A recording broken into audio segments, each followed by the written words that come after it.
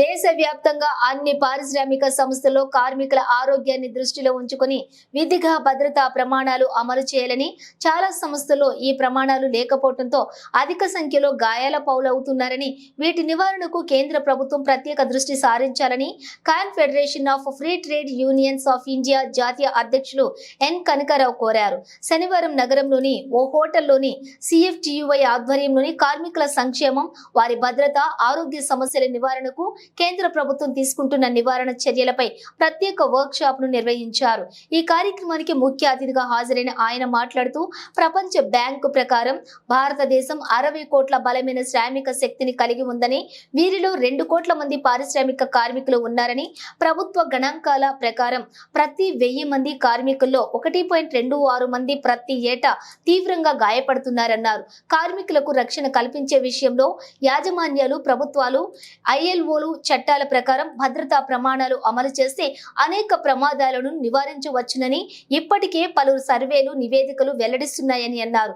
దీనికి సంబంధించి international trade union కాఫ్ ఫెడరేషన్ అనుబంధ సంస్థ అయిన CFTU సంస్థ సురక్షితమైనటువంటి ఆరోగ్యవంతమైన పని వాతావరణం ఒక ప్రాథమిక హక్కు అనే పేరుతో అన్ని ప్రాంతాల్లో అవగాహన సదస్సులు, వైద్య శిబిరాలు నిర్వహిస్తున్నామన్నారు. ఈ కార్యక్రమంలోని Nirman Mazdoor Panchayat Sangam additional secretary Geeta Ramakrishnan, director of medical services nodal officer doctor Manivelan, AU center for defence studies professor A Venkataramana, దేశ నలుమూలల నుంచి వచ్చినటువంటి పలువురు CSTUI సభ్యులు పాల్గొన్నారు. భద్రతా ప్రమాణాలు, OSH సూత్రాలను కూడా ఉల్లంఘిస్తున్నటువంటి పారిశ్రామిక యాజమాన్యాలపై కేంద్ర ప్రభుత్వం కఠిన చర్యలు తీసుకోవాలని ఈ సందర్భంగా తీర్మానం చేసి పంపిస్తున్నట్లుగా నిర్వాహకులు తెలిపారు. దాన్ని ఏమంటారండి ఇంగ్లీష్లో OS, occupational safety and health అంటారు. దాన్ని దృష్టిలో ILO కానీ, ఇంటర్నేషనల్ లేబర్ ఆర్గనైజేషన్ కానీ, I2C కానీ ఏంటంటే ఇది ప్రచారంలో తీసుకెళ్ళి ఎక్కువగా ఈ ప్రభుత్వాల మీద ఎక్కడెక్కడ ల్యాబ్స్, ప్రభుత్వాలు అదేవిధంగా యాజమాన్యాలు, ప్రైవేట్ యాజమాన్యాల్లో ఎక్కువగా జరుగుతుంటుంది ఇది. సో ప్రభుత్వం దగ్గర ఉన్న లెక్కలకి అసలు యాక్చువల్గా ప్రాక్టికల్గా జరుగుతున్న లెక్కలకి చాలా తేడా ఉంటుంది.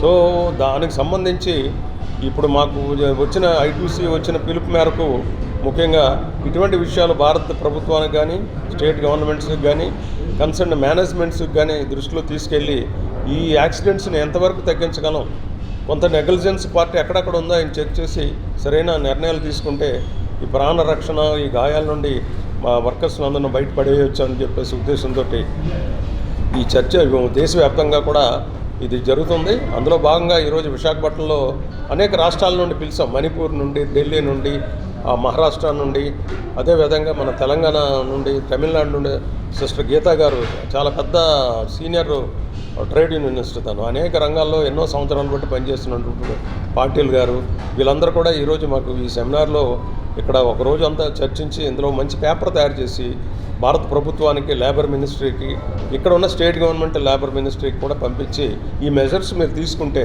ఈ అవుట్కమ్ ఆఫ్ ది వర్క్షాప్ ఇవన్నీ కూడా మేము రక్షించుకోగలము ఈ వర్కర్స్ అని చెప్పేసి ఒక పేపర్ తయారు చేయడానికి ముఖ్యంగా ఈరోజు ఈ కార్యక్రమం ఇక్కడ పెట్టాం. Occupational safety and health is a very, very basic need for the working class of the world and definitely of India. And occupational safety and health has been a very important issue with the ILO, and now ILO has made that as an important condition for decent work. That is one thing. Secondly, our many of the labor laws which were actually drafted and brought out by Dr. Ambedkar, many of them had, whether it's the Factories Act or the ESI, for example, all had the element of occupational health and safety. But now the labor codes have been brought, and the labor codes, if you look at building construction sector, we had campaigned from 1985 to 96 to bring 2 laws for the building construction workers. Geeta from Nirman Mazdoor Panchayat Sangam.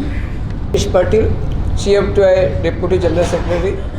आज विशाखापट्टनम में CFTUI की तरफ से national workshop यहाँ पे आयोजन किया गया है और जो सेफ्टी के बारे में और हेल्थ के बारे में, हमारे जो लेबर्स है वर्कर के बारे में उन्हें बहुत तकलीफ है, उनको नॉलेज भी मिलना चाहिए। इसलिए आज ये वर्कशॉप का आयोजन किया गया हमारे प्रेसिडेंट के यहाँ पर आयोजन की तरफ से।